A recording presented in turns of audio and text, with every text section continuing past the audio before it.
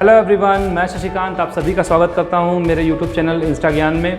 कल मैंने अपना एक इंट्रोडक्शन वीडियो डाला था और उस पर लगभग अब तक 350 व्यूज़ आ चुके हैं और लगभग 125 लोगों ने सब्सक्राइब किया है, कमेंट वगैरह भी आए हैं। तो मुझे बहुत अच्छा लगा। आप ऐसे ही मेरा साथ देते रहिए और मैं आपको आगे ग्रामर के बारे में बताता रहूँगा। और आज हम लोग डिस्कस करेंगे ग्रामर की बेसिक्स के बारे में, जो सबसे छोटी चीज़ होती है, जो ग्रामर की यूनिट है, जहाँ से ग्रामर शुरू होता है। तो आइए स्टार्ट करते हैं। तो सबसे पहले चीज़ अगर हम बात करते हैं ग्रामर में, तो सबसे छोटी चीज़ की बात करते हैं तो वो होता है लेटर। लेटर मतलब होते हैं अक्षर। जैसा कि आप सभी जानते हैं कि लेटर्स क्या होते हैं कि A B C D E F G क ख ग घ ङ। हर भाषा के अपने अपने लेटर्स होते हैं, हर भाषा के अपने अपने लेटर्स होते हैं, अपना अपना तरीका होता है। जैसे आप चाइनीज़ लिखते हैं तो उसके अपने लेटर्स हैं, जापानीज़ लिखते हैं तो अपने लेटर्स हैं। तो सबसे जो छोटी चीज़ होती है वो होती है लेटर्स, यानी अक्षर। ठीक, तो अक्षर जो है वो दो टाइप के होते हैं। पहला होता है, एक होता है वॉवेल और दूसरा होता है कॉन्सोनेंट। ये आप सबको पता होगा।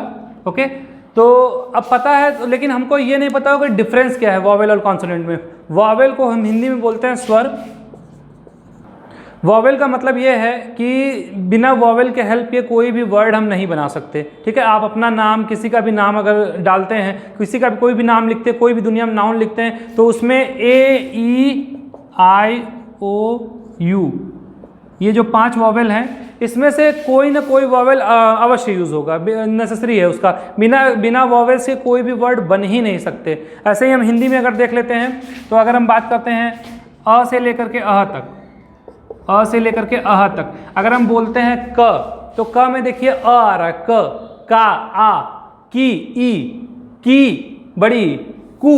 तो इसमें तो मेरा ये कहने का मतलब ये है कि जो सबसे ज़्यादा जो जिससे सारी की सारी चीज़ें बनी हुई हैं वो है वॉवेल। ठीक है, और ये इंग्लिश में 5 होते हैं, A-E-I-O-U, A-E-I-O-U ये 5 वॉवेल हैं इंग्लिश में, और हिंदी में अ से लेकर अह तक होते हैं। तो हम लोग हिंदी के बारे में अभी डिस्कस नहीं करेंगे क्योंकि हम लोग इंग्लिश पढ़ रहे हैं।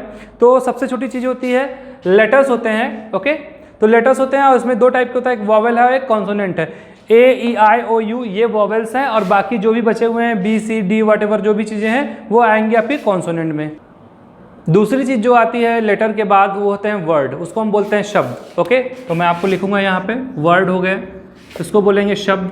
अब शब्द क्या होते हैं, जैसा कि आप सभी जानते हैं, अ ग्रुप ऑफ लेटर्स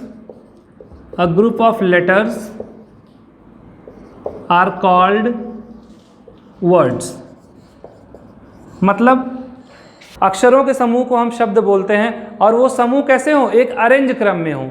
जैसे कि मैं बोलूँ कि जैसे हमने लिखा B-O-Y, तो ये एक शब्द है, लेकिन अगर हम लिखेंगे Y-O-D तो ये कोई हमें इसका अर्थ नहीं मिल रहा, तो ये कोई शब्द नहीं हुआ। यानी कि जब हम अक्षरों को एक व्यवस्थित क्रम में लिखते हैं तो उसे हम शब्द कहते हैं। यहाँ पे कुछ शब्द दिए हुए हैं, जैसे मैंने लिखा boy, cat, dog, elephant, etcetera.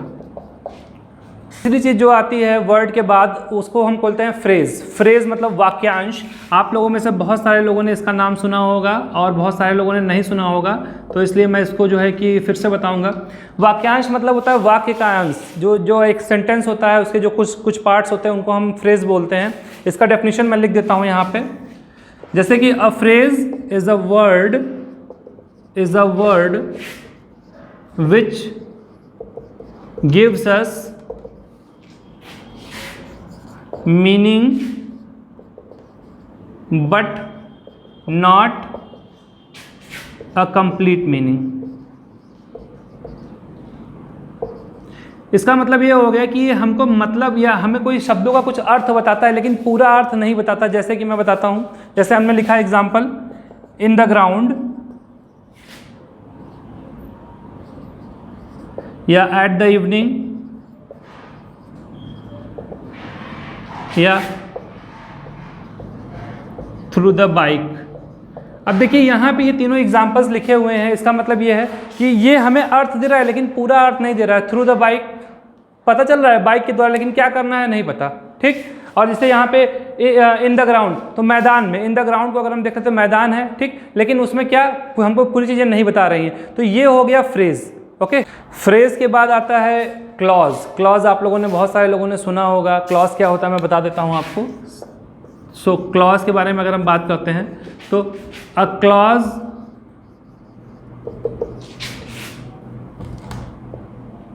Have a subject and a verb.